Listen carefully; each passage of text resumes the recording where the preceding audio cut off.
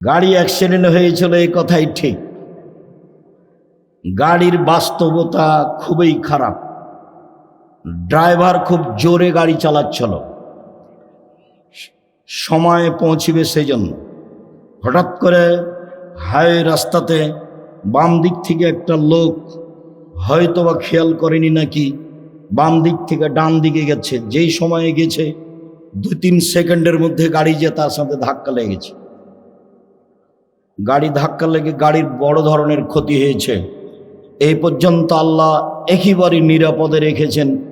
ভাগ্যে কি আছে আমার জানা নেই, আল্লাহই ভালো জানে। আল্লাহর লাখো শুকরিয়া আদায় করি, সিজদা করে শুকরিয়া আদায় করি। আমার জন্মভূমিতে আমি আসতে পেরেছি। কালকের যা ঘটনা ছিল তাতে আসার কোনো পরিবেশ ছিল না। আমি তোমার শুকরিয়া আদায় করি। সর্বশক্তিমান তুমি, তোমাকে আমি বিশ্বাস করি তুমি সর্বশক্তিমান। ইন্নাকা আলা কুল্লি শাইইন কাদির, তুমি সব কিছু করতে পারো, এটা আমি বিশ্বাস করি। আমি আব্দুর রাজ্জাক বিন ইউসুফ, আমার বিদ্যা বুদ্ধি দিয়ে আমি কোনো কাজ করি না, তোমার বিশেষ রহমতে কাজ করি, এটা আমার বিশ্বাস কাজ করে। 2013 সালের 24শে আগস্ট রোজ মঙ্গলবার 11টার সময় জামিয়া সালাফি হাঁটাবো, বীর হাঁটাবো, রূপগঞ্জ, নারায়ণ, ঢাকা। কাঁঠাল গাছের নিচে বলেছিলাম আমার হাতে টাকা নেই, এ কথাও সত্য। এখানে প্রতিষ্ঠান গড়বে, এ কথাও সত্য। গড়বেই গড়বে, কিভাবে গড়বে তা আমি জানি না, নিশ্চিত গড়বে, অবধারিত গড়বে, গড়বেই গড়বে, ইনশাআল্লাহ গড়বে। সেই প্রতিষ্ঠান অবস্থান করে 100 বিঘা জমির উপরে। কাজে আমি খুব বিশ্বাস করি তোমার রহমতে বেঁচে আছি, তোমার কাছে জোরালো দাবি রাখছি, ভুল ত্রুটি দিয়ে যেন জামে সালাফের ক্ষতি না হয়। তুমি আমার একটা কথা শোনো, তুমি জামিয়া সালাফিকে কবুল করো, যা দিয়ে জাতি তোমাকে চিনবে, যা দিয়ে জাতি তোমাকে মানবে। আমার ভুল ত্রুটির কারণে জামিয়া সালাফের ক্ষতি করো না।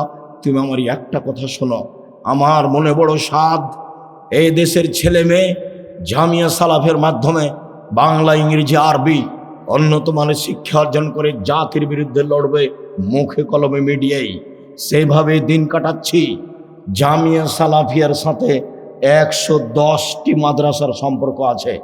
জামিয়া সালাফের অধীনে এখন 700 মক্তব চলে। কতটি? 700।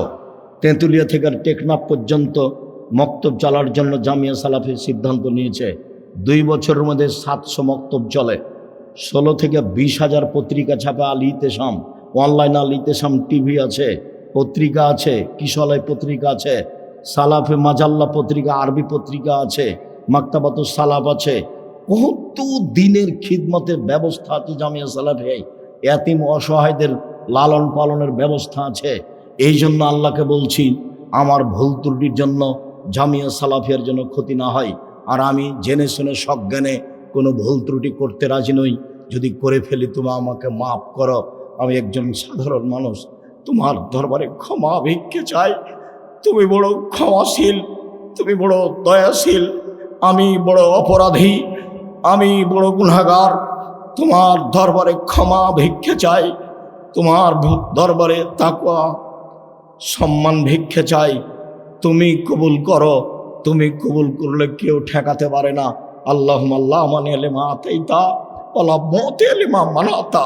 তুমি যা দিবে তা কেউ ঠেকাতে পারে না, তুমি যা দিবে না কেউ তা দিতে পারে না। এইভাবেই তোমাকে বিশ্বাস করি।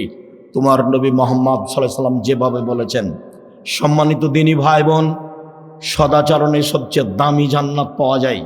আবু মুসা আশআরী রাদিয়াল্লাহু তাআলা আনহু বলেন, একদা আল্লাহর নবী বললেন, ইন্না ফিল জান্নাতি লা গোরাব, জান্নাতে কতগুলি ঘর রয়েছে, এত উন্নত মানের ঘর যার বাহির থেকে ভিতর দেখা যায়, ভিতর থেকে বাহির দেখা যায়, খালি টপ টপ টপ টপ করছে, ঝকঝক ঝকঝক করছে, খুব উন্নত মানের পদার্থ দিয়ে তৈরি।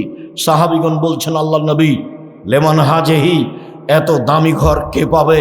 আল্লাহ রাসূল বললেন, লেমান আলানাল কালামা, যার চাল চলন ভালো, যার স্বভাব ভালো, সেই এই জান্নাত পাবে। হাদিস বুখারী মুসলিম।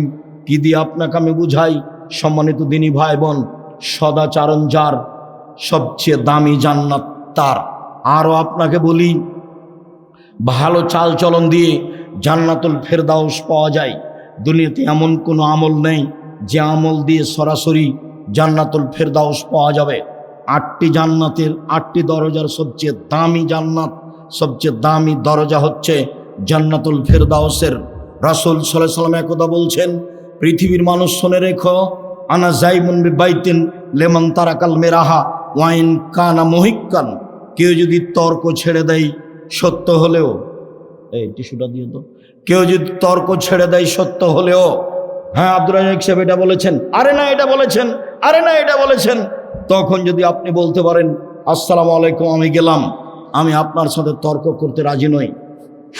মুহাম্মদ সাল্লাল্লাহু আলাইহি সাল্লাম বলেন, যে ব্যক্তি সত্য হলেও তর্ক ছেড়ে দিবে, আমি মুহাম্মদ সাল্লাল্লাহু আলাইহি সাল্লাম তাকে একটা জান্নাতে ঘর নিয়ে দিব। তিনি বলেন, পৃথিবীর মানুষ শুনে রেখো, অবে বাইতিন রাবাজিল জান্নাহ লেমন তারাকাল কিযবা ওয়াইন কানা মাজেহা। মজাক করে হলেও যদি কেউ মিথ্যে না বলে, মজাক করে হলেও যদি কেউ মিথ্যে না বলে, আমি মুহাম্মদ সাল্লাল্লাহু আলাইহি সাল্লাম তাকে জান্নাতে একটা ঘর নিয়ে দিব। তিনি বললেন, পৃথিবীর মানুষ শুনে রেখো, ওয়া আলাল জান্নাহ লিমান হাসানা খলুকাহু। যে তার চাল চলনকে ভালো করলো, যার স্বভাব ভালো, যার সদাচরণ রয়েছে, আমি মুহাম্মদ সাল্লাল্লাহু আলাইহি সাল্লাম তাকে জান্নাতুল ফেরদাউস নিয়ে দিব। সম্মানিত দিনী ভাই বোন, জান্নাতুল ফেরদাউস পাওয়া যাবে এমন কোনো আমল দুনিয়াতে নেই। তা সালাত হোক, তা হজ হোক, তা যাকাত হোক, তা তাহাজ্জুদ হোক, তা তাসবিহ তাহলিল জিকির আজকার হোক, এমন কোনো ইবাদত নেই যার বিনিময়ে সরাসরি জান্নাতুল ফেরদাউস পাওয়া যেতে পারে। একটাই ইবাদত, তা হচ্ছে সদাচরণ। সদাচরণ দিয়ে আপনি জান্নাতুল ফেরদাউস পাবেন। আবু হুরায়রা রাদিয়াল্লাহু তাআলা আনহু বলেন, রাসূল সাল্লাল্লাহু আলাইহি সাল্লাম বলেছেন, পৃথিবীর মানুষ শুনে রেখো, জান্নাতুল ফেরদাউস সদাচরণ দিয়ে বড় বড় 2টি নেকি একসাথে হয়। পৃথিবীর মানুষ শুনে রেখো, সদাচরণ দিয়ে বড় বড় 2টি নেকি একসাথে হয়। এক, নিয়মিত তাহাজ্জুদ পড়লে যত নেকি হয়, সদাচরণ দিয়ে তত নেকি হয়। 2, নিয়মিত নফল সিয়াম রোজা থেকে যত নেকি হয়, সদাচরণ দিয়ে তত নেকি হয়। প্রত্যেক দিন নিয়মিত রাতে তাহাজ্জুদ পড়েন, এই তাহাজ্জুদ দিয়ে যত নেকি, ভালো চাল চলনে তত নেকি। 2, বৃহস্পতিবার সোমবার সিয়াম থাকেন, প্রতি মাসে 3 দিন রোজা থাকেন, মুহররমের 2 দিন রোজা থাকেন, আরাফার 1 দিন রোজা থাকেন, শাওয়ালের 7 দিন 6 দিন রোজা থাকেন, যুলহিজ্জার 9 দিন রোজা থাকেন, প্রতি মাসে 3 দিন রোজা থাকেন। এত রোজা থেকে যত নেকি হয়, সদাচরণে তত নেকি হয়। একসাথে 2টি আমলের নেকি সদাচরণে হয়। 2, রাসূল সাল্লাল্লাহু আলাইহি সাল্লাম বলেন, সদাচরণ দিয়ে একসাথে 3টি আমলের নেকি হয়। 1, আল্লাহর পথে জিহাদ করে যত নেকি হয়। 2, তাহাজ্জুদ পড়ে যত নেকি হয়। 3, নিয়মিত সিয়াম থেকে যত নেকি হয়। 3টে আমলে যত নেকি হয়, সদাচরণে তত নেকি হয়। কি দিয়ে বুঝায় আপনাকে আমি সদাচরণ কাকে বলে? রাসূল সাল্লাল্লাহু আলাইহি সাল্লাম বলেন, আল্লাহ তাআলা সদাচরণকে বলেন সামনে রেখে, এই সদাচরণ, আল্লাহ বলছেন, এই সদাচরণ শোনো, আমি আল্লাহ বলছি, মান ওয়াসালাকে ওয়াসালতুহু, তোমাকে যে নিবে আমি আল্লাহ তাকে নিব, তোমাকে যে ছেড়ে দিবে আমি আল্লাহ তাকে ছেড়ে দিব। যার সদাচরণ নেই তার আল্লাহ নেই, যার ভালো চাল চলন নেই তার আল্লাহ নেই। আয়েশা রাদিয়াল্লাহু তাআলা আনহা বলেন, রাসূল সাল্লাল্লাহু আলাইহি সাল্লাম বলেছেন, সদাচরণ আল্লাহর আরশ ধরে এইভাবে ঝুলন্ত আছে। সদাচরণ আল্লাহর আরশ ধরে এইভাবে ঝুলন্ত অবস্থায় বলে। সদাচরণ নিজে বলছেন, সদাচরণ কথা বলতে পারে। আমি সদাচরণ বলছি, মান ওয়াসালানি ওয়াসালাহুল্লাহ, আমাকে যে নিবে আল্লাহ তাকে নিবেন। ওমান কাতানি কাতাহুল্লাহ, আমি সদাচরণ, আমাকে যে ছেড়ে দিবে আল্লাহ তাকে ছেড়ে দিবেন। সম্মানিত দিনী ভাই বোন, রাসূল সাল্লাল্লাহু আলাইহি সাল্লাম বলেন, আল মুমিন কাল বুনিয়ান ইয়াসুদ্দু বাযুহু বাযান, সারা পৃথিবীর মুমিন পুরুষ নারী প্রাসাদের মতো। এ দেখেন, আল্লাহ রাসূল দেখাচ্ছেন, এই যে আঙ্গুলগুলি আঙ্গুলের ভিতরে ঢুকলো, এইভাবে নির্বাচনে এক ভাই আওয়ামী লীগ আর এক ভাই বিএনপি বা অন্য দলের যদি বুঝতে পারে যে ও বিপদে পড়েছে, তাহলে বলে ঠিক হয়েছে, ঠিক হয়েছে, উচিত হয়েছে, স্বভাব যেমন তেমন ঠিকই হয়েছে।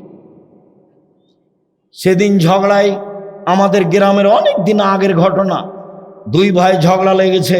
ঝগড়া লেগে এক ভাই বলছে, শোন রে, আমি তো বোরিং চলে যাব, আমার ভাগটা এমন একজনের কাছে দিয়ে যাব যে তোকে গুতাতে পারে। সদাচরণ কবে বিদায় নিয়েছে? আমাদের গ্রাম ঘরের মহিলারা যখন ঝগড়া লেগে যায় তখন একবারে বস্তির ভাষায়, সবচেয়ে নিম্ন ভাষায় ঝগড়া করে।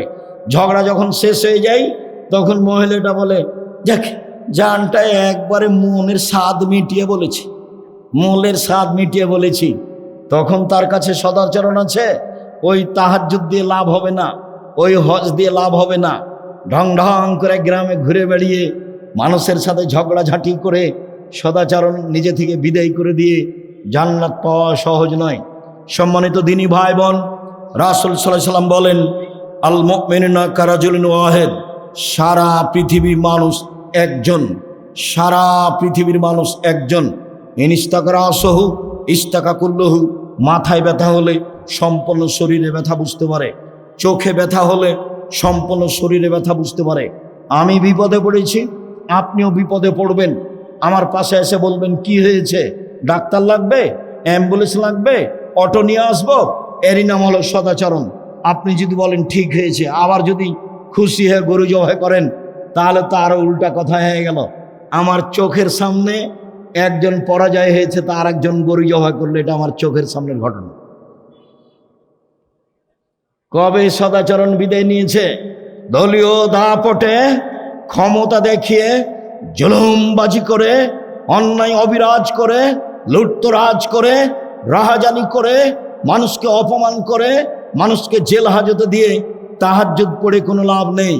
সম্মানিত দিনী ভাই বোন, আলোচনা লম্বা ছিল, আজকের জন্য এই পর্যন্ত বলে দিনী ভাই বোন, আপনি দাপট দেখিয়ে মানুষকে অপমান করে, মানুষকে খাটো করে তাহাজ্জুদ পড়ে জান্নাত কিনার হিসাব করিয়েন না। এই ছেলে শোনো, তোমাকে বলছি, আজকে সিদ্ধান্ত নাও, কোনোদিন প্রতিশোধ নেব না কারো, যা হবে হবে। কোনোদিন কারো বদনাম করব না, যা হবে হবে। একটু সিদ্ধান্ত নেও না। আমাকে জিজ্ঞাসা করো, আমি তো বেঁচে আছি, বিশ্বাস করো আমি কোনোদিন কারো ব্যাপারে কোনো কথা বলি না। আমি তো বেঁচে আছি, কোনো সমস্যা আমি বুঝতে পারিনি, বরং মনে হচ্ছে যে খুব ভালো পথে আছি এবং ভালো অবস্থায় আছি। সম্মানিত দিনী ভাই বোন, সকল দিনী ভাই বোনকে সদাচরণের উপরে বিস্তারিত আলোচনা টিভি থেকে, ইউটিউব থেকে নিয়ে দেখার জন্য অনুরোধ জানিয়ে, যেসব বই পুস্তকগুলি আমাদের আছে সেগুলি সংগ্রহ করার অনুরোধ জানাচ্ছি। বিশেষভাবে উপদেশ বই, বিশেষভাবে আব্দুল্লাহর এই বই, যেটা বলে গেল আল্লাহর পথে যাত্রা। সকল দিনী ভাই বোনকে আমি আমাদের আলোচনাগুলি মেনে যেটা সত্য সেটাকে মূল্যায়ন করার অনুরোধ জানিয়ে, আন্তরিকভাবে অনুরোধ জানিয়ে সকলের জন্য দোয়া কামনা করি।